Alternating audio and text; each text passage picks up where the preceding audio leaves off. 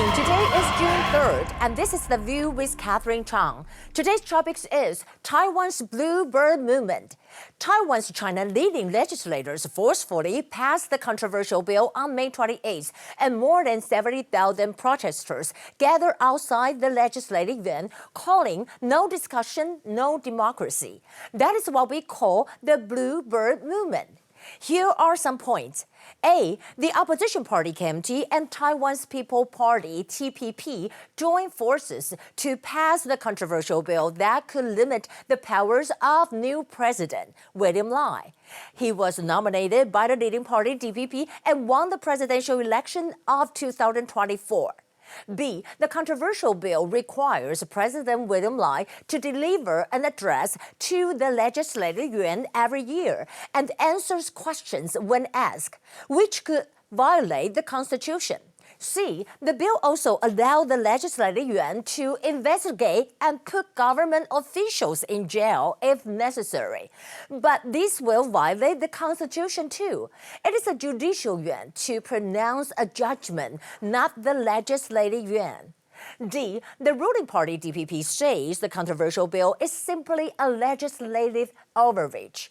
Outside the Legislative Yuan building, nearly 100,000 Bluebird protesters called for the Executive Yuan to veto the bill. The Bluebird movement has drawn inspirations from the 2014 Sunflower movement. It was when KMT legislators tried to boost trade with China. We can see over here that this is the Sunflower movement in 2014, and this is the Bluebird movement in 2024. Both movements protest against the Chinese influence in Taiwan Legislative Yuan. U.S. Senator McCall visited Taiwan Legislative Yuan last week, and he said Taiwanese people can gather and protest proves that Taiwan is a beacon of democracy, and it is in stark contrast with Communist China, which brutally cracked down on peaceful dissent, like in Hong Kong and Tiananmen Square. And tomorrow is the 35th anniversary of Beijing's Tiananmen Square massacre. Here are the top stories. First, I want to talk about Nvidia CEO Jensen Huang visited Taiwan, and he said that Taiwan is a country. Jensen Huang said in an interview that Taiwan is one of the most important countries in the world, and it is the center of electronic industry. Jensen Huang delivered a keynote speech at the National Taiwan University yesterday. He emphasized that Taiwan's crucial role in AI advancement. He said that at the foundation of everything that you saw were two fundamental technologies, accelerating computing and artificial intelligence running inside the almoners. And he concluded his speech with a special film. The film highlights 44 Taiwanese companies and emphasizing that they will be key to the global AI revolution. And the film also showed an old photo with him and TSMC founder Morris Chang in 2002. There are more than 4,000 people attended. Actually, they attract Taiwanese tech leaders, including Quanta Computer CEO Barry Lam, Hong Hai's Positions Chairman Yang Liu, and Supermicro CEO Charles Liang. At the same time, U.S. versus China at Shangri-La dialogue in Singapore. U.S. Defense Secretary Lloyd Austin and China's Minister of National Defense Admiral Dong Jun had their first face-to-face talks since 2022. At the core of the discussion is the Taiwan issue.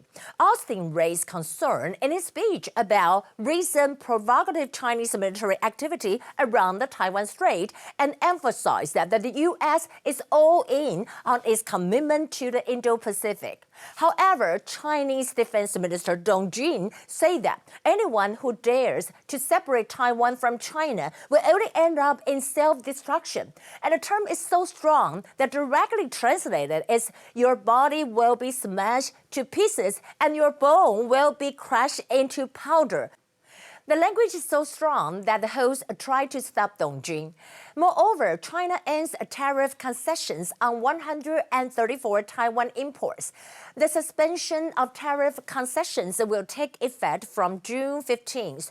Chinese Commission states that it is the response to DPP's unilateral trade restrictions and support for Taiwan independence.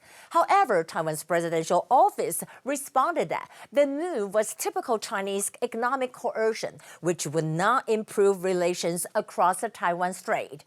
On the other hand, Taiwan launches the newest 600-ton Coast Guard vessels. We can see over here, the vessel will be responsible for patrolling waters off southern Taiwan. It is also known as Anping-class missile corvette.